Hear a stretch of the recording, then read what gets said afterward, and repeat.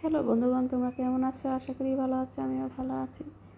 তো আজকে রান্না করব সেমাই।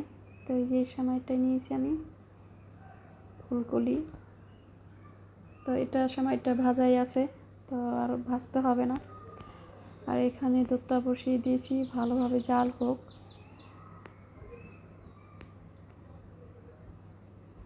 জাল হলে তারপর একে একে সব দেব। তো এখানে আছে চিনি দিয়ে বানানো মট। এটা যেমন চিনি দিয়ে বানায়, যেরকম বাতাসা বানায় না, তো ওইভাবেই এটা একটা সাজ আছে। তো এটা মট বলে। তো এটা দিয়ে বানাবো আমি। এটা দিয়ে বানালে হয় কি, ভালো হয় অনেক, খেতে কিন্তু মজা হয়, যেহেতু এটা চিনি জাল করা, চিনি দিয়ে বানানো।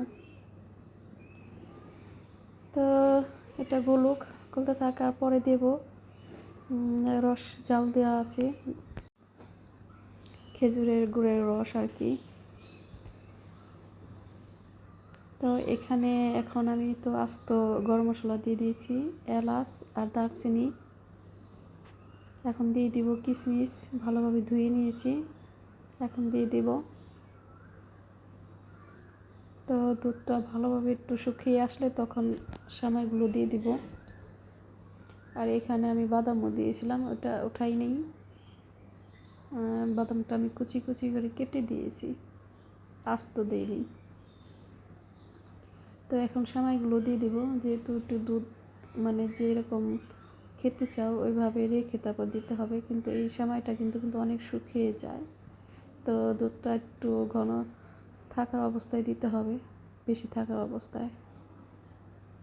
তো আমি এক প্যাকেট দিই নেই, অর্ধেকের একটু বেশি দিয়েছি। এখানে আমি গুঁড়া দুধ প্যাকেট দিয়েছি গুলিয়ে, ওটা উঠাইনি, ভুলে গেছি। তো এখন সময়টা দেওয়ার পর বেশিক্ষণ রাখবো না,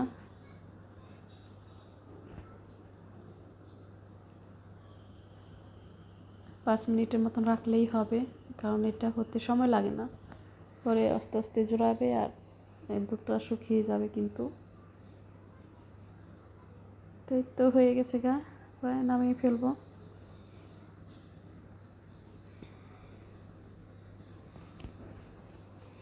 সময়টা কিন্তু খুবই মজা হয়েছিল। শুধু আমি উপর দিয়ে একটু কিশমিশ দিয়ে একটু সাজালে আরও সুন্দর হতো দেখতে, তো ওটা আর সাজালাম না। তো ভাবছি ভিতরে সব দিয়েছি, আর সাজাইনি। তো এই রান্নাটা যদি ভালো লাগে তাহলে এইভাবে রান্না করে খেয়ে দেখো, ভালো লাগবে সেমাই। তো তোমরা ভালো থেকো, সুস্থ থেকো, আর কেমন হলো অবশ্যই লাইক কমেন্টস করে জানাবে। উপর দিয়ে সাজাইলে কিন্তু অনেক সুন্দর হতো দেখতে।